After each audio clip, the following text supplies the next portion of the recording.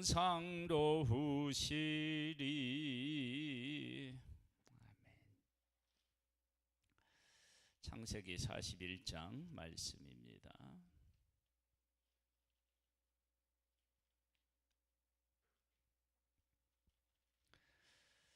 바로가 꿈을 꾸고 요셉이 해석하고 총리가 되고, 그리고 풍년 때 흉년을 대비하고 각국에 있는 사람들이 이제 양식을 사러 오는 그런 내용으로 구성되어 있는 41장입니다.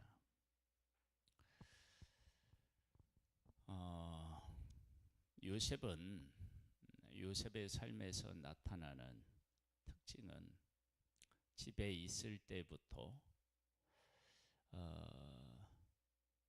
가장 집에서는 아버지, 그리고 보디발의 집에서는 보디발, 또 감옥에서는 또 이제 간수 장이라고 해야 되나요? 그 가장 높은 사람들에게서 이제 사랑과 신임 이런 것들을 받아요.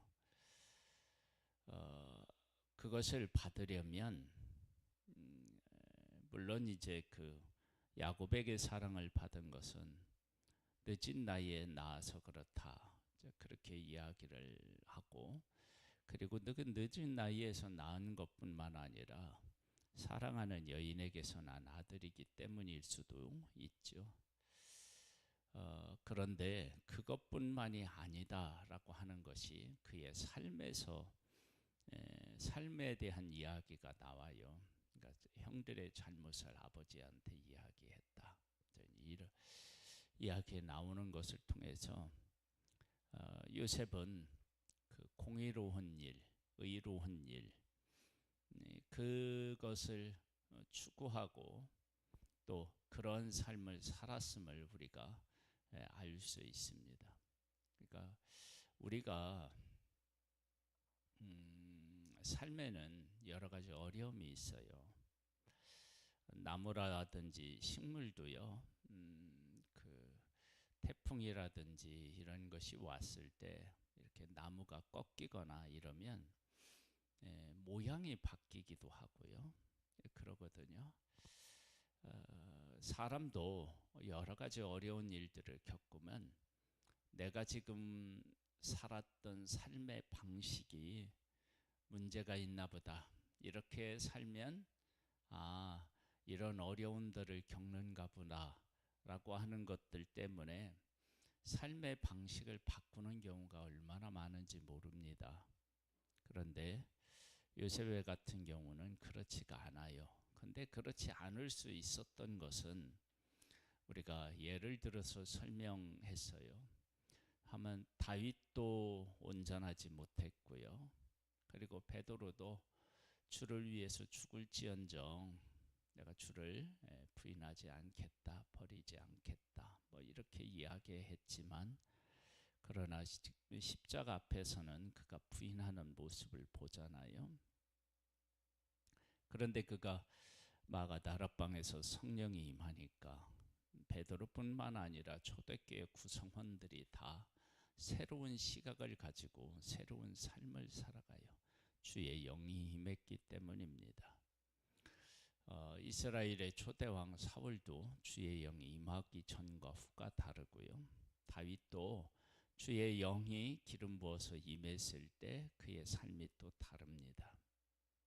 그러니까 요셉이라고 하는 한 사람이 평생 그렇게 흠이 없는 모습으로 기록된 것은 하나님께서 하나님의 영으로 그와 함께 하셨다라고 하는 것을 알 수 있습니다.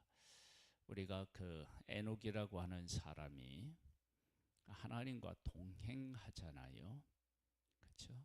그리고 들림 받잖아요. 이제 주의 영이 함께 했기 때문인 거죠. 주의 영이 함께하지 않으면 어떻게 되느냐? 우리 삶에 대한 해석이 달라져요. 왜 우리가 이렇게 살아야 되느냐? 그리고 하나님은 왜 나를 이렇게 궁지에 몰아넣느냐? 이제 이렇게 원망하고 불평하게 되는데요. 자, 한번 그 요셉은 꿈을 꾸고요. 그의 삶을 이제 꿈과 함께 살아갔던 삶을 들여다보고, 그리고 해석을 통해서 그가 어떻게 그의 인생을 바라보고 있었는지에 대한 이야기들을 나눠보겠습니다. 만 2년 후에 바로가 꿈을 꾼즉 자기가 나힐 강가에 서 있는데 보니 아름답고 살찐 7암수가 강가에서 올라와 갈밭에서 뜯어먹고, 그 뒤에 또 흉하고 파리한 다른 7암수가 나일 강가에 올라와 그 수와 함께 나일 강가에서 있더니 그 흉하고 파리한 수가 그 아름답고 살찐 7소를 먹은지라.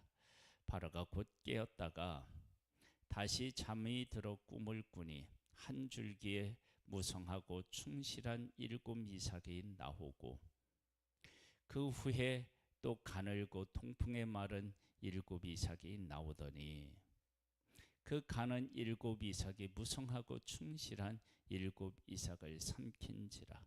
바로가 깬지 꿈이라.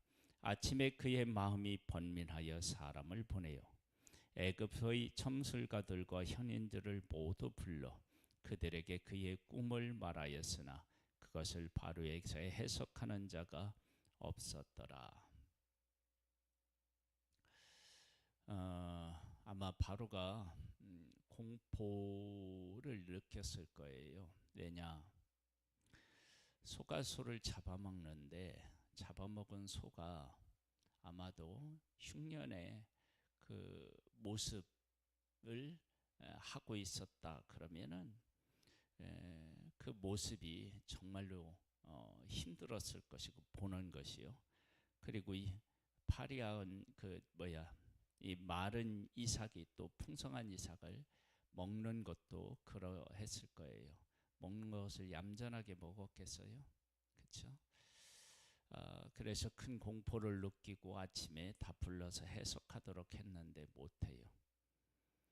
꿈에 대한 해석이 누구에게 달려 있느냐? 하나님에게 달려 있음을 우리에게 보여주고 있습니다. 이 이야기 뒷면에 이미 꿈에 대한 해석을 한 요셉이 하나님과 함께 했다라고 하는 것을 우리가 알 수 있습니다.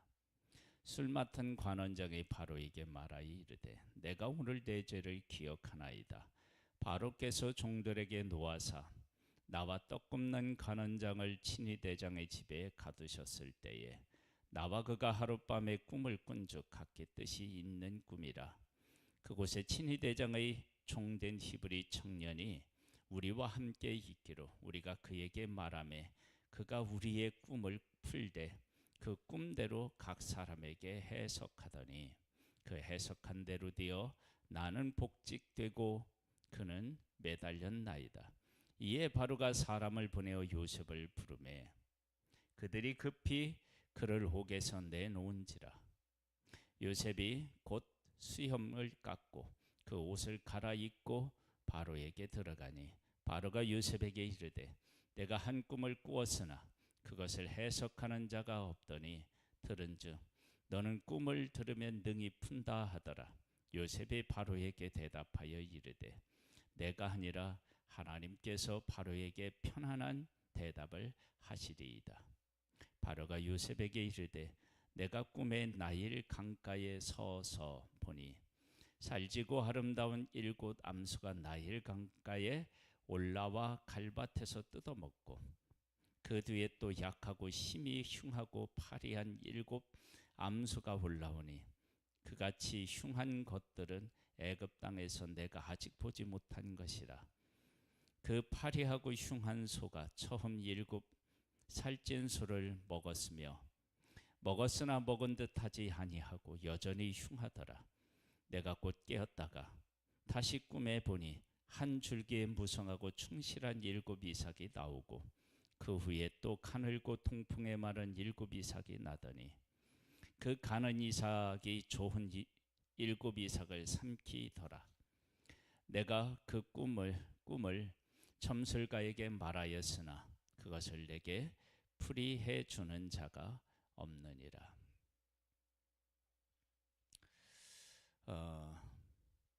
꿈을에 대한 이야기를 듣고 요셉은 뭐냐면 하나님이 거기에 대한 답을 주신다라고 분명히 하고 있습니다. 요셉은 2번 꿈을 꿉니다. 자기가 꿈을 꿉니다. 아마 그 꿈을 꿨을 때 그 꿈에 대한 해석도 그건 요셉이 해석했다고 할 수도 있지만 형들이라든지 부모님들이 그 꿈을 그냥 알아버려요. 다 아는 꿈을 준 거예요. 그런데 그 꿈이 하나님으로부터 온 꿈이라고 하는 것을 알고 그 꿈에 맞게 살아가는 일은 그건 아무나 할 수가 없는 일이죠. 그러니까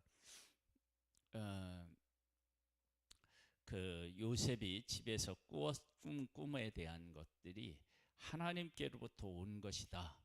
그렇게 확신했다면 형들이 요셉을 그렇게 함부로 팔지는 못했겠죠. 그러니까 자기들이 요셉에게 절하는 지도자가 되는 것에 대한 시기와 질투 이런 것만을 느낀 것이지 하나님으로부터 온 것이라고 하는 사실을 바르게 깨닫지는 못했지만 요셉은 깨달았다. 그렇게 우리가 해석이 가능하죠. 지금 이 바로가 2번 꾼 꿈에 대한 해석을 요셉이 합니다. 뭐라고 하는지 볼까요? 요셉이 바로에게 아리되 바로의 꿈은 하나라. 하나님이 그가 하실 일을 바로에게 보이심이니이다. 7 좋은 함수는 7회요 7 좋은 이삭도 7회니 그 꿈은 하나라. 그 위에 올라온 파리하고 흉한 7수는 7년이요 동풍에 말라 속이 빈 7 이삭도 7회 흉년이니 내가 바로에게 이르기를 하나님이 그가 하실 일을 바로에게 보이신다 함이 이것이라. 온 애굽 땅에 7회 큰 풍년이 있겠고 후에 7회 흉년이 들므로 애굽 땅에 있던 풍년을 다 잊어버리게 되고 이 땅이 그 기근으로 망하리니 후에 든 그 흉년이 너무 심함으로 이전 풍년을 이 땅에서 기억하지 못하게 되리이다.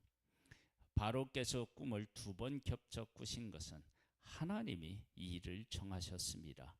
하나님이 속히 행하시리니. 자 보세요.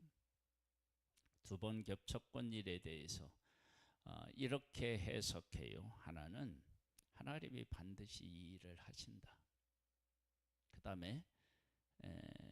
그 다음에는 뭐냐면 여기 보면은 하나님이 속히 행하셨다. 그렇게 2번 겹쳐꾼 일에 대해서 그렇게 얘기를 해요. 그러면 요셉은 2번 꿈을 꿨는데 겹쳐서 꾼 거잖아요. 그것도 사실은. 그러면 이에 대한 해석은 어떻게 해야 되나요? 속히 행하신다. 요셉의 삶에 속히 행하셨나요? 아니죠. 행하셨죠.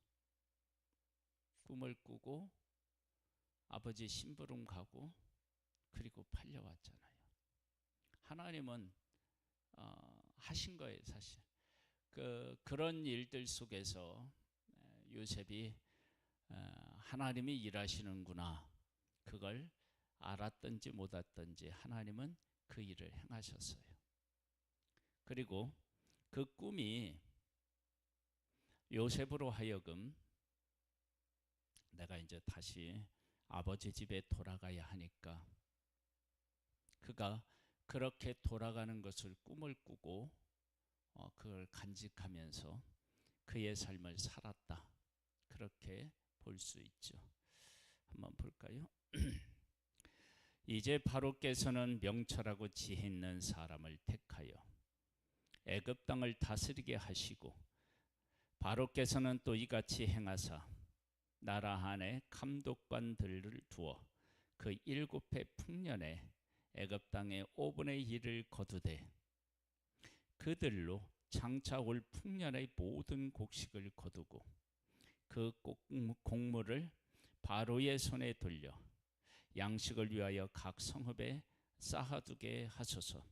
이와 같이 그 곡물을 이 땅에서 저장하여 애굽 땅에 임할 7해 흉년에 대비하시면 땅이 이 흉년으로 말미암아 망하지 아니하리이다. 요셉은 패를 다 보여줬죠. 그러면 요셉을 총리를 세울 필요 없이 다른 사람을 세워 하면 되겠죠.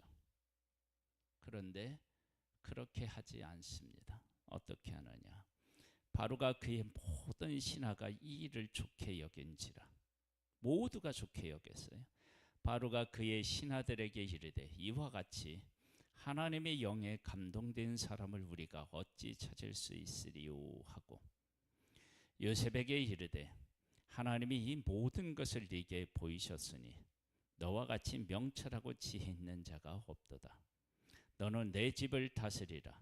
내 백성이 다 네 명령에 복종하리니 내가 너보다 높은 것은 내 왕자뿐이니라.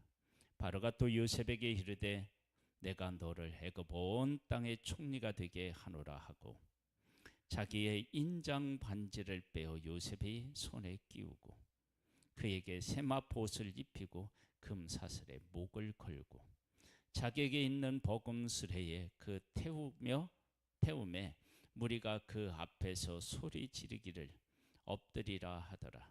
바로가 그에게 애굽 천국을 총리로 다스리게 하였더라. 총리가 되어서 다스려. 네가 해야 된다. 만일 다른 사람을 세웠으면 어떻게 되었을까요? 나중에 애굽의 백성들이 다 와서 요셉에게 곡물을 사요. 즉 요셉이 그렇게 풍년이 들었을 때 창고를 짓고 곡식을 쌓아 놓는데 그 모습을 보고도 흉년에 대비하는 애굽 사람이 없었어요.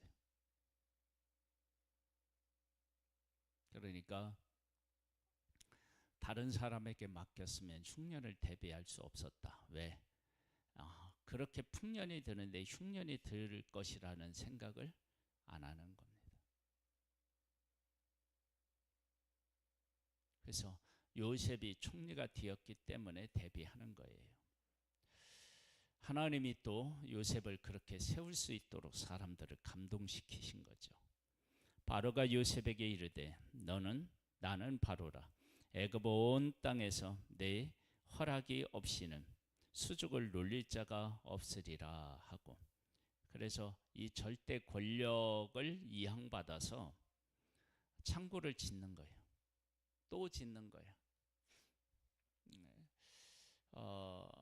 아마 1년, 2년 뭐 이렇게 지나고 3년 뭐 이렇게 해서 계속 창고를 짓고 막 저장했을 때 불평불만을 눌러놓는 사람들이 있었을 것입니다. 그런데 이런 권력 아래에서 명령하는 것 때문에 지킬 수밖에 없고 따를 수밖에 없었겠죠. 그가 요셉의 이름을 사분합 반해하라 하고 또 온의 제사장 보드베라의 딸 아스낙을 그에게 주어 아내로 삼게 하니라. 요셉이 나가 애굽 온 땅을 순찰하니라. 요셉의 그 왕 바로 앞에서 설 때에 30세라. 그가 바로 앞을 떠나 애굽 온 땅을 순찰하니 7해 풍년에 토지 수출이 심히 많은지라.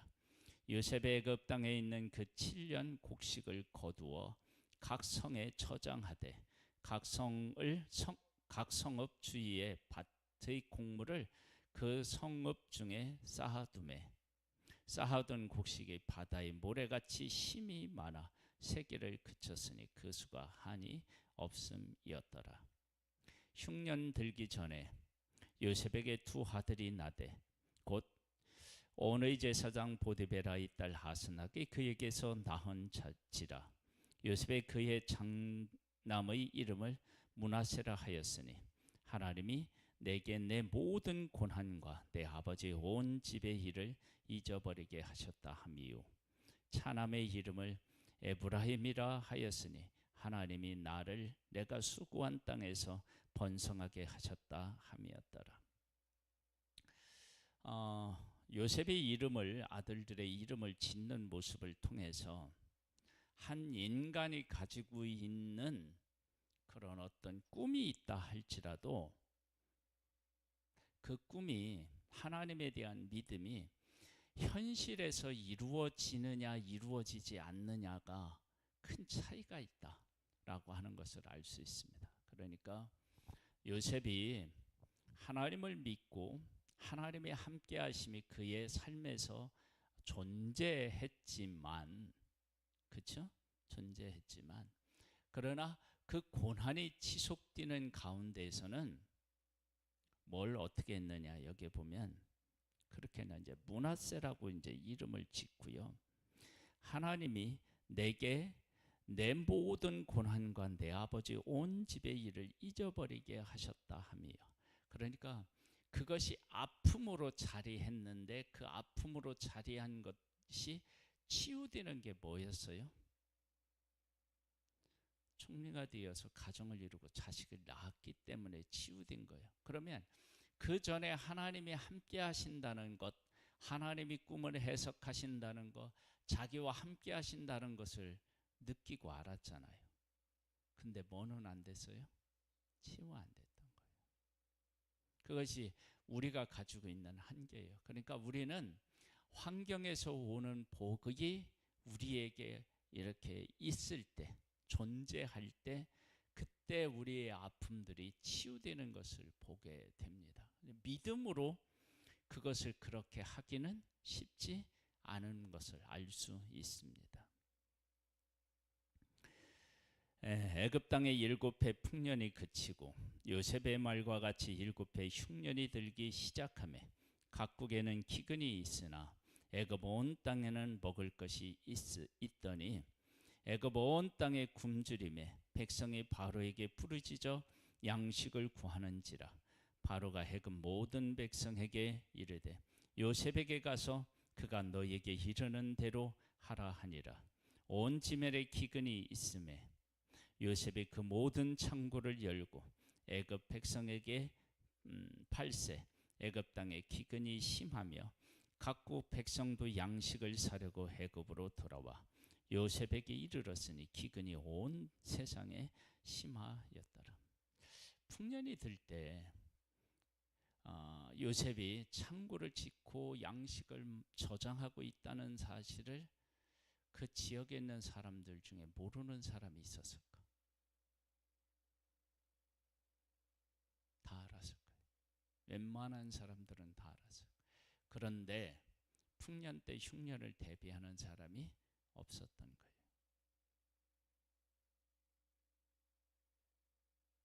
하나님이 하실 일은 믿음이 있지 않으면 다 보여도 따라할 수 없습니다. 순종할 수 없습니다. 그러니까 7년 풍년에 흉년이 그렇게 심할 것이라는 것을 정말 믿고 대비한 사람은 누구뿐이었느냐? 요셉뿐이었습니다. 우리는 말세라고 이야기를 합니다. 그렇게 다 이야기를 하면서 말세를 준비하는 사람은 믿음이 있는 사람입니다. 믿음이 없으면 아무리 이야기를 하고 있어도 안 되는 겁니다. 자, 그러면 요셉과 같이 창고를 지은 사람 있잖아요. 요셉이 다 지지 않았을 거 아니에요. 시켰겠죠. 그 사람들은 곡식을 준비했을까?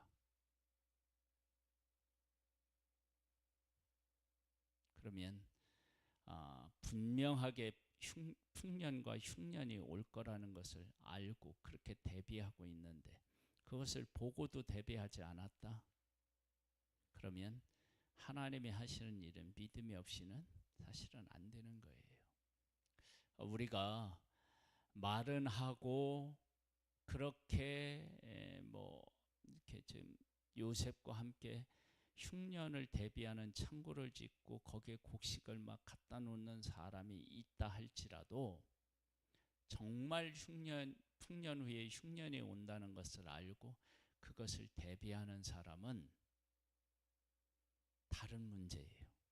그래서 지금 우리가 교회가 어떠하냐, 이 시대가 어떠하냐, 우리나라가 어떠하느냐 이렇게 말은 다 할 수 있어요. 그러나 거기에 합당하게 행동하는 것은 믿음이 있지 않으면 안 되고요. 교회를 사랑하지 아니하면 안 되고요. 나라를 사랑하지 않으면 안 되는 거예요. 우리에게 하나님이 하시는 일을 바르게 깨달아 알고 그것이 우리의 삶을 결정하는 그런 은혜를 입기를 주님의 이름으로 축복합니다. 하나님 아버지, 우리를 사랑하여 주셔서 감사합니다. 요셉을 통해서 사람을 구원하시는 그 엄청난 일을 하셨습니다. 요셉은 하나님이 하실 일을 알고 그 일을 대비하는 믿음을 보였습니다. 그리고 그 믿음에 따라서 살았을 때 수많은 사람의 생명을 구원한 모습을 보게 됩니다. 하나님 아버지, 우리에게도 은혜를 베풀어 주셔서 하나님이 하실 일을 말하고 내가 함께하고 있지만 정작 하나님이 하실 일에 대한 믿음을 갖지 못하면 문제가 생기게 됩니다. 우리에게 은혜를 베풀어 주셔서 하나님을 믿는 믿음 안에 거하여 하나님이 하실 일에 대하여 준비하는 지혜로운 사람으로 살아가기를 원합니다. 주의 영으로 우리 가운데 함께해 주옵소서. 예수님의 이름으로 기도드립니다. 아멘. 하늘에 계신 우리 아버지여, 이름이 거룩히 여김을 받으시오며 나라에 임하옵시며 뜻이 하늘에서 이룬 것 같이 땅에서도 이루어지리이다. 오늘날 우리에게 일용할 양식을 주옵시고 우리가 우리에게 죄 지은 자를 사하여 준 것 같이 우리 죄를 사하여 주옵시고 우리를 시험에 들게 하지 마옵시고 다만 악에서 구하옵소서. 대개 나라와 권세와 영광이 아버지께 영원히 있사옵나이다. 아멘.